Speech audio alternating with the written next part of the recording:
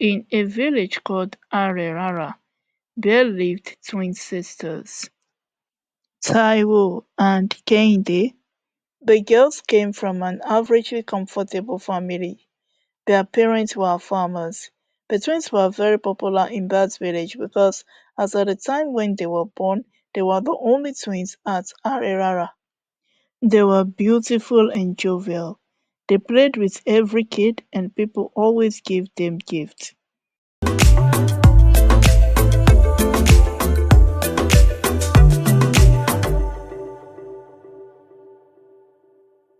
The girls grew from pretty young lasses to beautiful young women ripe for relationships, but they were not in a hurry to marry, and their parents didn't put pressure on them.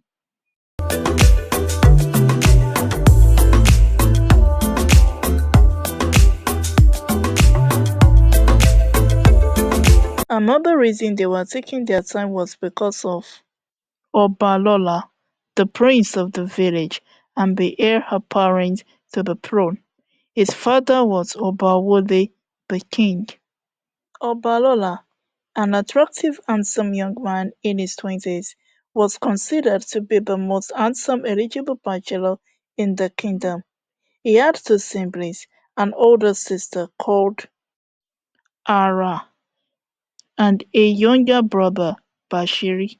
Obalola was so physically attractive that every young lady in Arerara wanted to be his wife, but he paid none of them attention. He was arrogant, and he always enjoyed the attention he got from his female admirers, as well as the hostile stares his fellow young men usually gave him whenever he strolled around the village.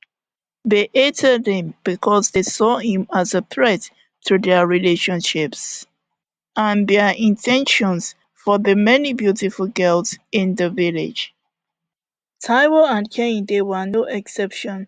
Both of them opened up to each other on several occasions, even joked a lot about how much they admired Obalola and wished he could be their own. They had been crushing on him since they were young girls. Now that their womanhood had arrived, they had fallen head over heels in love with him. But they both agreed that he wouldn't even look their ways, not to talk of approaching them for a relationship. He was way above their league, despite how popular their family was in the village. Obalola would rather go for the ladies within his class. The sisters daydreamed of having Obalola to themselves, but it's against the customs of the village that women should ask men for relationships or marriage. That responsibility was solely a man's role.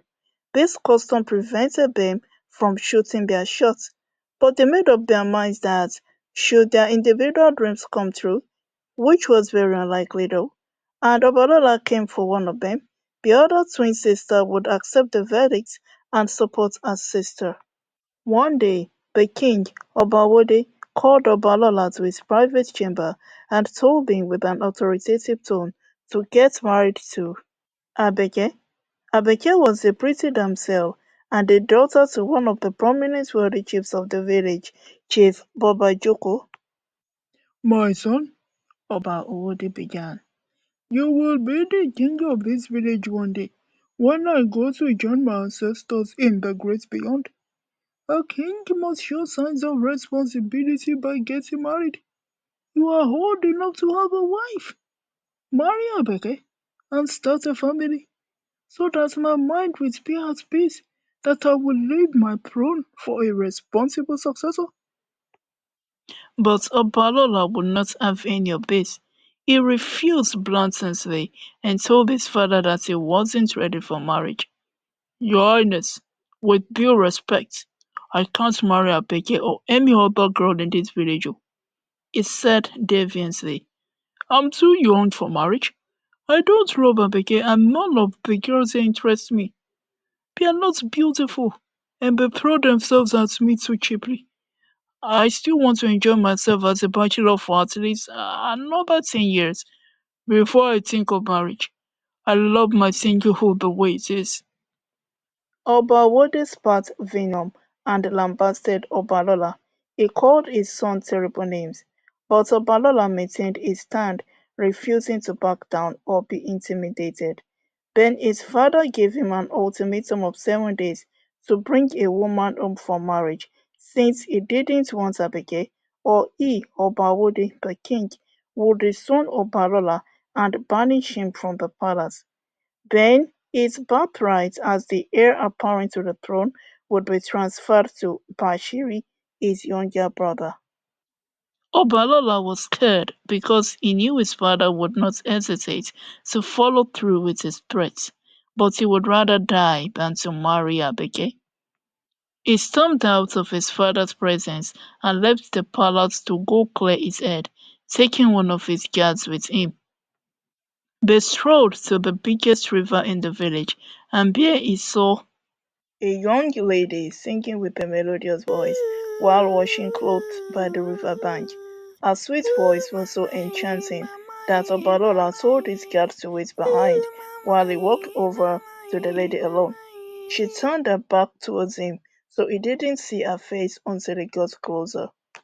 The lady felt the presence of a company, so she stopped singing and looked back to see the newcomer. To her surprise, it turned out to be her dream man. Obalola was so stunned to see that the person behind the sonorous voice was Taiwo, the farmer's daughter. At first, he was disappointed and almost turned back from her.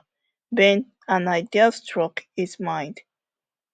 Why not use this girl to cover up for my father so that I can meet up with the ultimatum and save myself from expulsion from the palace? At least Taiwo will be a better option compared to that spoiled brat called Abigail. Obalola thought within himself. So he forced a smile and pretended to be interested in Taiwo. He moved towards her and knelt beside her. Taiwo, I never knew that you were not just beautiful, but also possess a beautiful voice, he exclaimed. Taiwo was too excited to speak. Obalola spent the rest of the day with her by the river bank and even offered to see her off to the junction that led to her house. They wished the day would never end. They enjoyed each other's company so much. Taiwo, can we do this again tomorrow? Same time and place? He asked her. Surprised, she quickly nodded her head and agreed. Yes, yes, I'll be here. He smiled and hugged her briefly, then walked away from her. Taiwo was so excited that she almost flew home in a hurry so that she could tell Kehinde everything. Kehinde couldn't believe her ears when Taiwo, her sister, narrated what transpired between her and Obalola. Kehinde felt the pangs of jealousy, but she tried to conceal it. She thought within herself that he might just be playing around with Taiwo. It's not as if he wants to marry her, she consoled within herself. She regretted not going to the river on that fateful day. Instead, rather than choosing to stay back at home to clean the house and cook the family meals. But it's too late for that. It was like a joke in the next 3 days when Obalola continued to meet Taiwo by the riverbank. Their love grew exponentially, so much that even Kehinde had to force herself to accept that her sister had won the prize, Obalola. On the fourth day after their usual riverbank meetings and dates, Obalola proposed to Taiwo, and she gladly accepted. The news of their engagement spread across the village. Fortunately, King Owode and Obalola's mother, Queen Alanu, accepted Taiwo as their future daughter-in-law wholeheartedly. The same was the case with Taiwo's parents, who were too elated at the prospect of joining the royal family in marriage. Kehinde was sad for losing Obalola to Taiwo, but she had to be strong for her twin sister.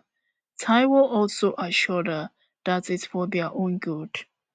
Kehinde, look, It doesn't matter who wins your heart between the two of us. Just know that whatever I have is also yours. Do you know how many girls I caused in this village who tried and are even still trying to get him, but they failed woefully?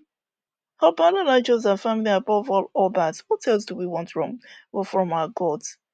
As long as I become his queen, Candy, you will automatically become a royal princess too. Isn't that exciting? So why should you be sad? Be happy for us both, my dear. Obawode ordered that the marriage rites and ceremonies should commence immediately. The two families agreed to have the wedding in 2 weeks after Obalola proposed to Taiwo. So, the preparations for the event began in earnest. The venue was scheduled at the palace. The excitement in the air was palpable. Taiwo became a star overnight, and people had already started calling her Princess Obalola. Many girls became envious of Taiwo because of her success with Babalola, and they didn't bother to hide their disdain from her. But Taiwo and her family cared less. She would become the princess and the future queen of Arilara, and nothing anyone could do about it. 5 days to the wedding, Taiwo and her sister were with some of their other female friends, rehearsing the dance moves they would display during the wedding ceremony when the twins' mother came to meet them. She looked scared and unsettled. Taiwo, where did your husband-to-be tell you that he was going to today? She asked Taiwo. Looking shocked, Taiwo shook her head. Obalola didn't tell me anywhere he would be today. But why did you ask, mommy? Why? She asked her mother. The other girls, including Kennedy, were also confused. Ah, Ayemi, my life. I just heard the news from the marketplace now, that Obalola has been missing from the palace since morning. Lataro, he has been missing, oh. The mother exclaimed in agitation. True to her words, Obalola suddenly disappeared from the palace that morning, and nobody knew where he had gone to. He didn't allow any of his bodyguards to follow him. He told them that he only wanted to get something from somewhere nearby and would be back soon. Hours later, he wasn't back. At first, people were not bothered because he wasn't a small boy who wouldn't know his way around, although not going out with any of his guards was strange.